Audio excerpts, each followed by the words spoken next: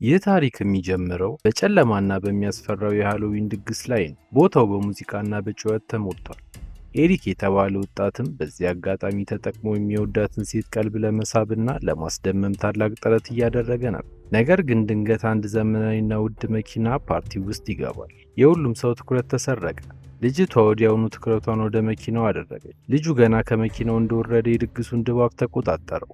የሁሉም አይን እሱ ላይ አረፈ። ኤሪክ ይህንን ሲመለከት የራስ መተማመዱ ወዲያውኑ ተሽመደመደ። ተስፋ መቁረጥና ቅናት እያቃጠለው ከድግሱ ሸሽቶ መራቅን መረጠ። ኤሪክ አቅራቢያው ወደሚገኝ ጫካ በመግባት ሽንቱን ዛፍ ስር እየሸና በነበረበት ሰዓት ግን ጫካው መሃል ላይ የተቀመጠ አንድ እንግዳ የእንጨት ሳጥን ተመለከተ። ሳጥኑ እንዲሁ የተቀመጠ አልነበረም። ከውስጡም አንድ አስፈሪ ማስክ ያደረገ ሰው ብቅ አለ። ከዛም ፊቱ ላይ ያጠለቀውን ጭንብል ለማውለቅ ሲታገል ይታያል። ትዕይንቱ ዘግናኝ ነው። ከገዛ ቆዳው ጋር የተዋሃደ ይመስል ነበር። በዚህ መልኩ ታግሎ ማስኩን ሲያወልቀው ኤሪክ በድንጋጤ ፈዞ እያየው ነበር። ወዲያውንም አንድ ሻማ አውጥቶ መለኮስ እንደጀመረ ኤሪክ ፓርቲው ላይ ትርኢት ለማቅረብ ከሆነ የመጣው ጠየቀው። ፓርቲ የምትለው ቃል ጆሮ ሲገባ ሰውየው ደስ አለ። ወዲያው ኤሪክን ተከትሎ ወደ ፓርቲው ተመለሰ። ሁሉም በራሱ ሙድ እየተፍታታና የተለያዩ ጨዋታዎችን እየተጫወቱ ሲሆን ይህ ፍጡር ግን ትኩረቱ አሁንም ኤሪክ ላይ ነበር። በሰዎቹ ፊት በጨርቅ በመሸፈን ጨርቁን ሲገልጠው ኤሪክ ተሰወረ። ሁሉም የአስማት ትርኢት ነበር የመሰለው። ችግሩ የተፈጠረው ግን ከዚህ በኋላ ነው። ከርቀት ኤሪክ የሚወዳት ልጅ አይኖቿን ተሸፍና የስጦታ ከረጢቱን ለመበተን እየሞከረች ይታያል። ዙሪያዋን የከበቧት ጓደኞቿ ትንሽ ነው የቀረሽ እያሉ ያበረታቷታል። ብዙም ሳይቆይ ግን ከረጢቱ በደም መራስ ጀመረ።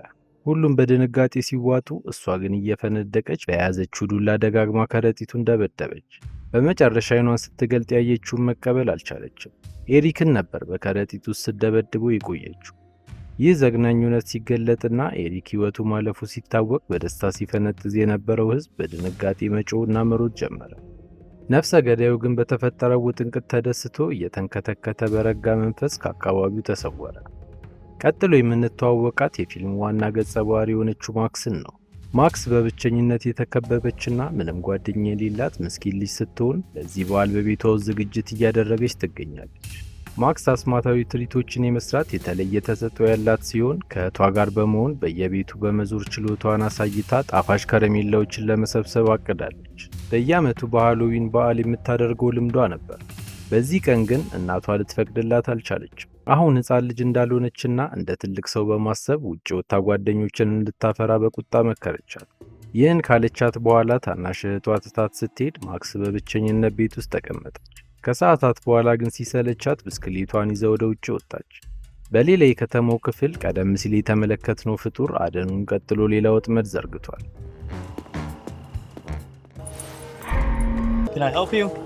ሰውየው ነገሩ ስላላማረው ለመሸሽ ሲሞክር ግራ በሚያጋባ መልኩ እጁን በካቴና አስሮ መንቀሳቀሻ ሳጣው።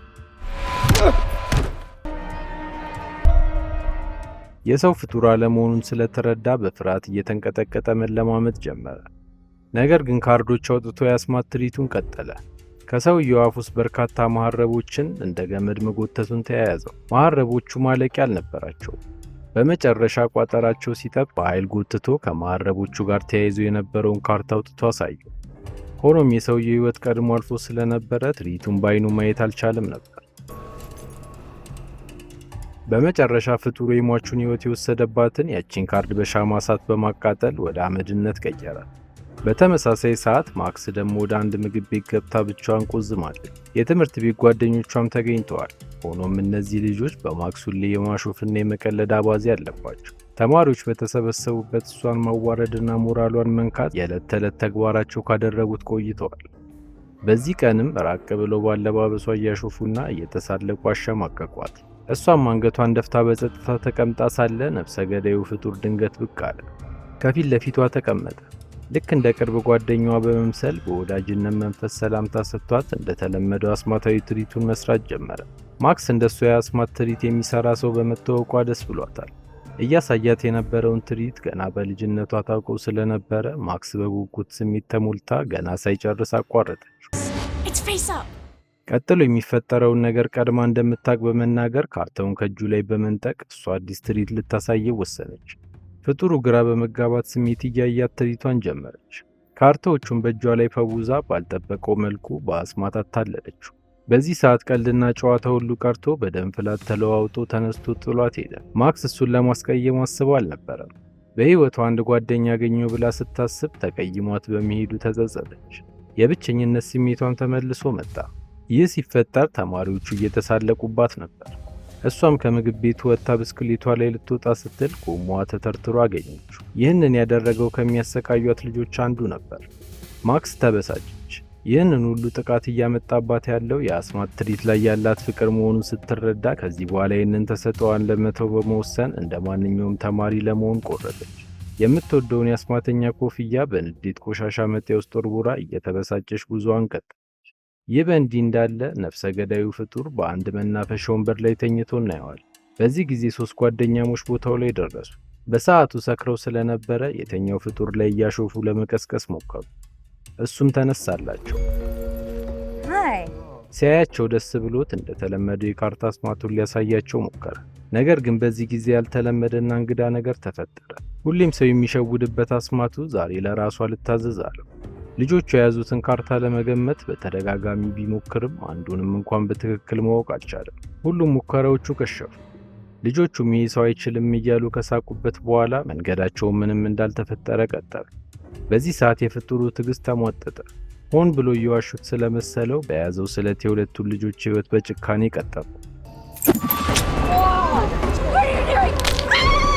ሶስተኛዋ ግን በድንጋጤ ነፍሷን ለማዳን እየሮጠች ከአካባቢው ተሰወረች። እሱም ልክ እንደ ቅድሙ ሻማውን ለኩሶ ካርታውን ለማቃጠል ሞከረ። የሚገርመው ነገር ግን ሊቀጣጠልለት አልቻለም። በተመሳሳይ ሰዓት ማክስን የአስማት መምህሯና የቅርብ ጓደኛዋ ወደ ሆነው ካት ጋር ሄደች። በውስጡ የታመቀውን የያዘን ስሜት ገለጸችለት። እኔ ምን እንደሆንኩ ሊገባኝ አልቻለም አለችው። የቱንም ያህል ብትለፋና ጠንክራ ብትሰራ ሰው ሁሉ እንደሚጠላት አስረዳችሁ። ሁሉም ሰው ለምን እንደሚያሾፍባት አልገባት። አንድም የምትሰራቸው አስማቶች ሊሳኩላት እንዳልቻሉ ማማራ ገለጸችለት። ካት የምትለውን ነገር ሁሉ በጸጥታ ካዳመጣት በኋላ እንደ አባት ቀርቦ ችግሩ ከችሎታዋ ሳይሆን ከስሜቷ እንደሆነ አስረዳ። አስማቷ የማይሰራው ሙሉ የራስ መተማመን ስለሌላት እንደሆነ ገለጸላት። እውነተኛ የአስማት ትርኢት የቴክኒክ ጉዳይ እንዳልሆነና በራስ ውስጥ ያለ እምነት መሆኑን አብራራላት።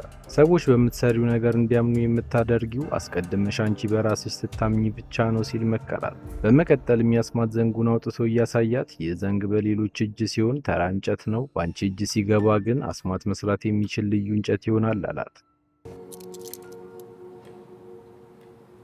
ካት እየመከራት በነበረበት ሰዓት የካቴናው ቁልፍ ከኪሱ እንደወሰደችበት አላወቀም ነበር። እሱም በፈገግታ ተስፋ እንዳትቆርጥ መክሮ አሰናበተ። ጠፍቶ የነበረውን በራስ መተማመኗንም መለሰላት። በዚህ መልኩ መንፈሷ ታድሶ ወደ ቤቷ እየተመለሰች በነበረችበት ሰዓት ባለማስኩ ፍጡር መንገድ ላይ ቆሞ አገኘችው። ቅድም አድርገው የነበረው የአስማተኛ ኮፍያ ጭንቅላቷ ላይ ያለመኖሩን ሲመለከት ያለምንም ማመንታት የራሱን ኮፍያ ውልቆ አደረገላት። ከዛም ፊቷ ላይ የሚነበበውን ሐዘን አይቶ ምን እንደሆነች ጠየቀ። ማክስ የሚሆነውን ሁሉ አንድም ሳትደብቅ ነገረችው። ብስክሌቷን ስላበላሸባት ልጅና ስለሚሳለቁባት ተማሪዎች አጫወተች። ፍጡሩ ወዲያውኑ ፊቱን ወደ ልጆቹ ነበር ያዞረው። ቀጥ ብሎ ብስክሌቷን ወዳበላሸባት ልጅ አመራ። የአስማት ትርኢት እያሳያቸው ትንሽ ካዝናናቸው በኋላ የጉልበተኛውን ሱሪ ሴቶቹ መሃል አወለቀበት። በዙሪያው የነበሩት ሁሉ ይህንን ሲያዩ በሳቅ ፈነዱ። Now I know why you drive such a big truck.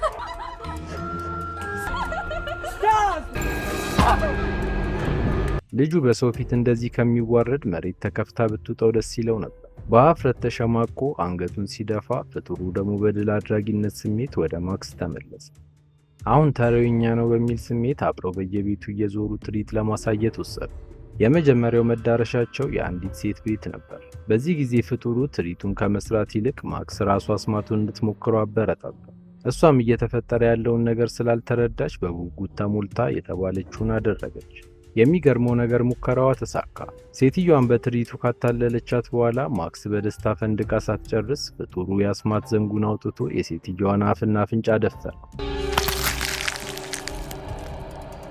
የአየር መተላለፊያ ቀዳዳዎቿ በሙሉ በገዛ ቆዳዋ ተደፍኖ አየር አታ መንፈራገጥ ስትጀምር ማክስ እንዳውል ደርቃ ቀረች። አሁን ገና ነበር የገባችበትን ችግር የተረዳችው። የሴትዮዋ ሕይወት ወዲያውኑ ሲያልፍ ነፍሷን ለማዳን እግሬ አውጭኝ አለች። እሱ ግን በተረጋጋ ሁኔታ ሻማውን አብርቶ እንደተለመደው ካርዱን ለማቃጠል ሞከረ።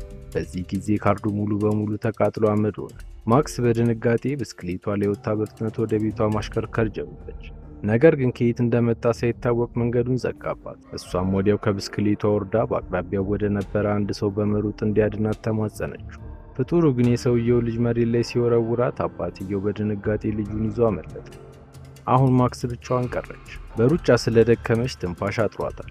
በተጨማሪም የአስም ህመምተኛ ስለነበረች መድኃኒቷን ልትጠቀም ወደ አፏ ስታስጠጋው ፍጡሩ ወዲያውኑ ከእጇ ላይ ወሰደው። አየር ለማግኘት እየተንፈራገጠች ወደ አንድ ቆሻሻ መጣያ ሳጥን ስር ገብታ ተደበቀች። ጸጥ ለማለት ሞክራለች። እሱም አካባቢውን ሲያስስ የምታወጣውን የህመም ድምፅ እየተከተለ አገኘ። እግሮቿን ይዞ እየጎተተ ከተደበቀችበት ከወጣት በኋላ ሁሉም ነገር ወደ ተጀመረበት ከዚህ ዓለም ውጭ ወደ ሆነ ምትሃታዊ ቦታ ወሰዳት። ቦታው ላይ የኤሪክ አስክሬን ተንጠልጥሎ ተመለከተች። መሮጥ ፈልጋለች። ነገር ግን በየትኛውም አቅጣጫ ብትሮጥ ተመልሳ እዛው ነበር የምትገኝ። ፍጡሩም የትም እንደማትደርስ ስለሚያውቅ በዝምታ ሳጥኑን መበርበር ቀጥሏል። እሷም በመጨረሻ ተስፋ ቆርጣ በጭንቀት ማን እንደሆነ ከሷ ምን እንደሚፈልግ ጠየቀችው። እሱ ግን መልስ አልሰጠም። ምናልባት መናገር አይችልም ብላ በማሰብ በአቅራቢያው ወድቆ የነበረውን የስፔሊንግ ሰሌዳ አውጥታ በድጋሚ እንዲያዋራት ጠየቀችው። እቅዷ ሰርቷል። ፍጡሩ ተረጋግቶ በመቀመጥ ሰሌዳው ላይ ያሉትን ፊደላት በአይምሮ እያንቀሳቀሰ አረፍተ ነገር መመስረት ጀመረ። ልጎዳሽ አትፈልግም፣ እኔ የምፈልገው እርዳታሽን በማለት ጻፈላት። ስሙም ጄስተር እንደሚባል ከነገራት በኋላ የኤሪክን አስክሬን በመጠቀም እንደ ሰው ያዋራት ጀመር። የኤሪክ አስክሬን አፉን እየከፈተ እንዲህ አለ። እኔ ሰው በነበርኩበት ዘመን ሰዎች እኔን የማይወዱኝም ነበር፣ ልክ አሁን አንቺን ማንም እንደማይወድሽ። ነገር ግን አንድ ቀን የሞት መልአክ ወደ እኔ መጣ። እኔ ሞትን በአስማት አታልዬ ነፍሴን እንዳይወስዳት ተደራደርኩ። ሞት ግን ብልጥ ነበር። ነፍስህን አልወስድም፣ ግን አንድ ስምምነት እናድርጋለን። ከእንግዲህ የኔን ስራ አንተ ትሰራለህ ብሎ በባርነት ለዘላለም አሰረኝ ሲል አስፈሪውን ታሪክ ነገራት። ከዛም በፍርሃት እንድትሽመደመድ በሚያደርግ አስፈሪ ድምፅ ሞት የሰጠውን የጨለማ ተልዕኮ አስረዳል። በየዓመቱ ሃሎዊን በተከበረ ቁጥር የህይወት ሻማው ከመጥፋቱ በፊት 4 ሰዎችን በአስማት ትርኢት ሸውዶ ነፍሳቸውን ለሞት መገበር ይጠበቅበታል። እሱም ለዓመታት ይህንን ተግባር በታማኝነት ሲፈጽም ኖሯል። ሰዎችን እያታለለ ነፍሳቸውን እየቀማ ለሞት ሲያስረክብ ሰንብቷል። ነገር ግን የዛሬው ቀን የተለየ ሆነበት። ከኤሪክ የወጣው የጄስተር ድምፅ ወደ ከረረና ይበልጥ ወደሚያስፈራ ቃና ተለወጠ። አንቺ ግን በአስማት ትርኢት ሸወድሽኝ አላት። በእሷ ምክንያት የተለመደው ትርኢቱ ሊሰራ ባለመቻሉ የሞት ሰንሰለቱ ተቋረጠ። በዚህ ምክንያት አሁን ነገሮች ተገላቢጦሽ ሆነዋል። ስለዚህ እሱ የጀመረውን ጨዋታ አሁን እሷ መጨረስና የጎደለውን ነፍስ ለማሟላት የራሷን መንገድ መጠቀም እንዳለባት ነገራት። ማክስ በሰማችው ነገር ክፉኛ ተሸበረች። ጄስተር በዚያች አጭር ምሽት የ3 ሰዎችን ህይወት ቀጥፏል። 4ተኛው ደግሞ በእሷ እጅ እንዲፈስ ይፈልጋል። ይህንን ለመፈጸም ዝግጁ ያልነበረችው ማክስ ልትሸሽ ብትሞክርም ጄስተር ግን አይኗን እያየ ማስጠንቀቂያ ሰጣት። ይህንን ትዕዛዝ ለመፈጸም ፈቃደኛ ካልሆነች በቁሙ በእሳት ተቃጥሎ እንደሚሞትና የተሸከመው እርግማን በሙሉ እሷ ላይ እንደሚያርፍባት ነገራት። ምርጫ ያጣችውና በተስፋ መቁረጥ የተዋጠችው ማክስ ከዚህ አጣብቂኝ ለመውጣት ስትል ብቻ ተስማማ። ከመሄዷ በፊት ግን በቀልጣፋ እጆቿ የኤሪክን ስልክ ከኪሷ አውጥታ ደብቃ ነበር። ይህ ስልክ ምናልባትም ከዚህ ሲሆን ለማምለጥ ወይም እርዳታ ለመጥራት ብቸኛ ተስፋ ሊሆን እንደሚችል አስባለች። አሁን ማክስ የሚቀጥለውን ሟች ለመምረጥ ተገደደች። ዙሪያዋን ስትቃኝ ቀድሞ ሆቴሉ ላይ የብስክሌቷን ጎማ የተነፈሰባትን ልጅ ተመለከተች። ልጁ ብቻውን ተቀምጦ ነበር። ፊቱ ላይ ግን ጸጸትና ያዘን ጥላ ይነበባል። ማክስ በውስጡ የነበረውን የበቀል ስሜት አስባ አጠገቡ በመቀመጥ የአስማት ትርኢቷን ልታሳየው ተዘጋጀች። ነገር ግን ልትጀምር ስትል ልጁ ቀና ብሎ አያት። አይኖቹ በእውነተኛ ጸጸት ተሞልተው ነበር። እሷ ላይ ለዓመታት ያደረገው ሁሉ በሞኝነት እንደሆነና ድርጊቶቹን የፈጸመው ሴቶችን ለመማረክ ብሎ እንደሆነ በመግለጽ ከልቡ ይቅርታ ጠየቀ።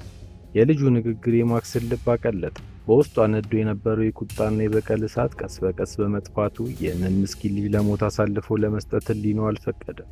ትርኢቱን ላለመጨረስ ወሰነች። ነገር ግን እጣ ፋንታ ሌላ አሰቃቂ መንገድ አዘጋጅታ ነበር።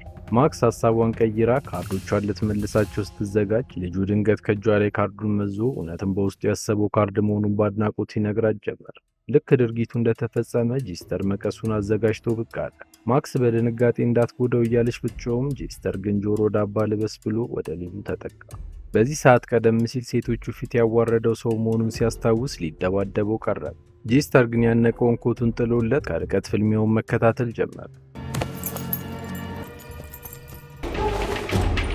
What the? ልጁ ተደብድቦ ሕይወቱ ያለፈው በጄስተር ኮት ነበር። ማክስም ድንጋጤዋ ከቁጥጥር ውጭ በመሆኑ ያየችው አሰቃቂ ግድያ ስላቅለሸለሻት የምታስመልስ መስላ ከፊቱ ዞር በማለት ያንን የሰረቀችውን ስልክ ተጠቅማ የፖሊስ እርዳታ ለመጥራት ሞከረ። በቂ ሰዓት ግን ስላላገኘች ሙሉ መልእክቷን ማስተላለፍ አልቻለችም። ያንን ምሽት የሚቀጥለውን ኢላማቸውን ሲያፈላልጉ ቆይተው ከፊት ለፊታቸው 2 ፖሊሶች ደርሰው አስቆሟቸው። ፖሊሶቹ በፍጥነት ደርሰው ስልኩ ያለው ማን ጋር ነው ሲል ጠየቁ። ጄስተር አሁንም በዝምታ ተዋጠ። ምንም ትንፍሽ አላለ። ማክስ ፍርሃት እያንቀጠቀጣት ቢሆንም በቆራጥነት የደበቀችውን ስልክ ከኪሱ አውጥታ ለፖሊሶቹ አሳየ። በዚህ ቅጽበት ማክስ እንደከዳችው ተረዳ። ለፖሊስ የደወለችው እሷ መሆኗን ገባው። ሆኖም እርምጃ ለመውሰድ ከመሞከሩ በፊት ፖሊሶች አፈፍ አድርገው በካቴና አሰሩት። በዚህ ሰዓት ጄስተር ተራ ሰው እንዳልሆነ ገባቸው። ፈገግታውን እያሳየ የጨለማ ምትሃቱን ተጠቅሞ ታስሮበት የነበረው ካቴና ተገልብጦ የፖሊሱ እጅ ላይ ታስሮ ተገኘ። ሁለቱም ግራ ተጋብተው ፈዘዙ። እጁ ላይ የታሰረው ካቴናም ቀስ በቀስ እያጠበቀው ሲሄድ ፖሊሱ በአሰቃቂ ድምፅ መጮህ ጀመረ። በመጨረሻ እጆቹ ተቆርጠው ሲወድቁ ባልደረባው ሞቷን ማክስን እንድታመልጥ አዛት ጄስተር ላይ ደጋግማ ተኮሰች። ሆኖም ጥይቶቹ ከመኮርኮር ያለፈ ፋይዳ አልነበራቸው። እየተሳለቀባት ፖሊሷን በአሰቃቂ ሁኔታ አስወግዶ ማክስን ማሳደድ ቀጠለ። ልቧ በአፏ እስኪወጣ ድረስ እየመታ በጨለማ ውስጥ ሮጠች። በመጨረሻ ግን ትንፋሽ አጥሯት እየተንገዳገደች አንድ ጥግ ላይ እንደደረሰች ከመኪናዋ አጠገብ የቆመ ሰው ተመለከተ። በፍርሃት እየተንቀጠቀጠች እንዲረዳት ለመነችው። አንድ ሰው ሊገለኝ እያሳደደኝ ነው ስትል በምሬት ተማጸነች። ሰውየው የጭንቀቷን ጥልቀት ስለተረዳ በፍጥነት ወደ መኪናው እንድትገባ በመንገር ወደ አቅራቢያው ፖሊስ ጣቢያ ጉዞ ጀመሩ። ከሲኦል ያመለጠች መስሏት ነበር። የተወሰነ ከተጓዙ በኋላ ግን ነገሮች ተቀያየሩ። የማክስ እፎይታ ወደ ሌላ ቅዠት ተለወጠ። ቅድም ያሳያት የደግነት ፊት ጠፍቶ ፊቱ ወደ አስጠሊታና ወሲባዊ ፍላጎትን የሚያንጸባርቅ አስተያየት ሆኖ አገኘት። ሊረዳት ሳይሆን አጋጣሚውን ተጠቅሞ ሊደፍራት ያሰበ ተኩላ መሆኑን እንዳወቀች በሩን ልትከፍት ታገደች። ነገር ግን አልቻለችም፣ ተቆልፏል። ማክስ ምንም አማራጭ አጥታ ተስፋ በቆረጠችበት ሰዓት ግን ጄስተር ከየት መጣ ሳይባል ከተፋል። የመኪናውን መስኮት በትኖ ሰውየውን እንደ ዕቃ ጎትቶ በማውጣት በሚሰቀጥጥ ሁኔታ አስወገደው። ከዛም የመኪናውን በር ከፍቶ ጎትቶ እንዳስወጣት ማክስ መሬት ላይ ወድቃ ማቃሰት ጀመረች። የአስም በሽታዋ ተነስቶባታል። አየር አጥሯት ስትወራጭ ሲያያት ጄስተር የህይወት አድን የሆነውን የአስ መድኃኒቷን ሊሰጣት ከኪሱ አወጣ። ነገር ግን ቀደም ሲል በተተኮሰበት ጥይት መበሳቱን ሲመለከት ለመጀመሪያ ጊዜ ጭንቀት ታየበት። ጊዜ ሳያጠፋ ተሸክሞ በአቅራቢያው ወደሚገኝ የእሳት አደጋ ጣቢያ ወስዷት በትዕግስት ማጣት እስኪያድኗት መጠባበቅ ጀመረ። ጣቢያ ውስጥ የነበሩት የእሳት አደጋ ሰራተኞች የማክስን ሁኔታ ሲመለከቱ በፍጥነት እርዳታ ለመስጠት ተረባረቡ። ኦክሲጅን ሰጥተዋት የመጀመሪያ እርዳታ አደረጉላት። ቀስ በቀስ የተቆለፈው ትንፋሿ ተለቀቀ። ነገር ግን ሰውነቷ ከድካም የተነሳ ይንቀጠቀጥ ነበር። ማክስ ገና ሙሉ ለሙሉ እንኳን ሳታገግም ነበር ጄስተር በጸጥታ ከኋላቸው እያደባ የነፍስ አድን ሰራተኞቹን ማስወገድ የጀመረው። በሰከንዶች ውስጥ ሁሉንም ገደላቸው። እሷም እየተንፏቀቀች በአቅራቢያው ከቆመ የጭነት መኪና ስር ተደበቀች። ነገር ግን ለጄስተር መደበቅ ዋጋ አልነበረው። በቀላሉ ነበር ያገኘ። ወደ እሷ ዝቅ ብሎ ብርሃኗ እየደበዘዘ ያለችውን ሻማ ወደፊቱ አስጠጋ። የሻማዋ ብርሃን ልጠፋ ስትንቀለቀል ማሳየቱ ጊዜ እያለቀ ነው የሚል ድምፅ አልባ መልእክት ነበር። ማክስ ግን በቃኝ አለች። የሞት ተላላኪ ሆና መቀጠል አልፈለገች። በብልሃት ጄስተርን አታላ ተሰወረች። ቀጥላ ወደ ቤቷ ነበር ያመራችው።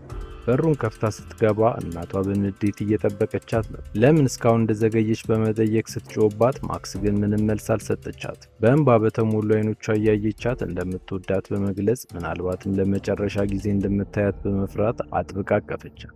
እሷ ግን ጥፋቷን ለመሸፈን እያጃጃለቻት ስለመሰላት በቁጣ ወደ ክፍሏ ላከች። ማክስ ከእናቷ እንደተለየች ወደ ታናሽ እህቷ ክፍል ነበር ያመራችው። እህቷን ስታይ መጀመሪያ ላይ ጥልቅ ፍቅርና እፎይታ ተሰማት። ሆኖም ጄስተር ድንገት ዘቡ ብሎ ወደ ውስጥ ገባ።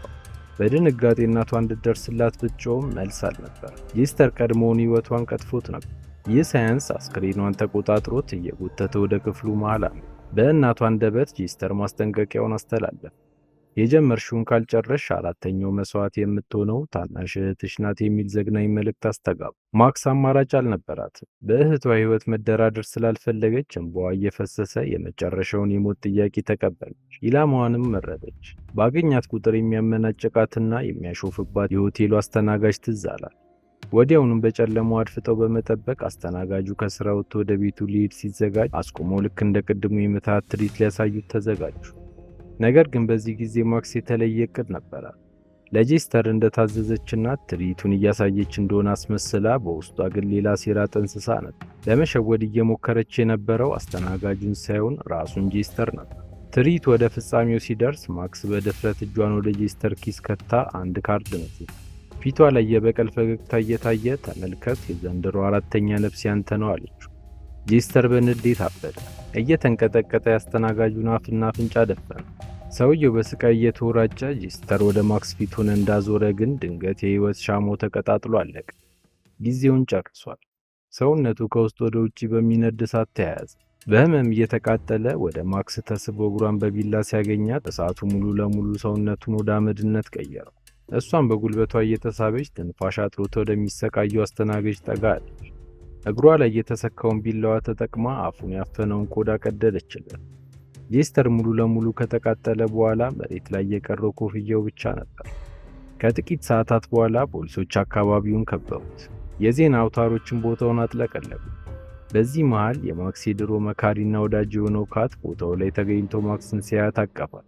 ሰውነቷ እየተንቀጠቀጠ አይኖቿ የሌለ ነገር እያዩ በሹክሹክታ እንዲህ አለች፣ ትርኢቱን ሰራው፣ ተንኮሉን ፈጸም። ከዚያም ድምጿን ቀይራና የቀዘቀዘ ስሜት እየተነበበባት 4 አስማት 4 ነፍስ አለች። በዚህ ጊዜ እውነታው ወጣ። ጄስተር ቢሞትም እርግማኑ ግን ቀጥሏል። አሁን የእሱ ኃላፊነት ወደ ማክስ ተላልፏል። ከዛን ምሽት ጀምሮ ማክስ አዲሱ የሞት ባሪያ ሆና ተሾመች። እስከ መጨረሻው ስለተከታተላችሁኝ አመሰግናለሁ። ምንም አይነት ሀሳብና አስተያየት ካሉት ኮሜንት ላይ ለማስቀመጥ ወደ ኋላ ይበሉ። ቪዲዮውን ላይክ እና ሰብስክራይብ በማድረግ ያበረታቱን። አመሰግናለሁ።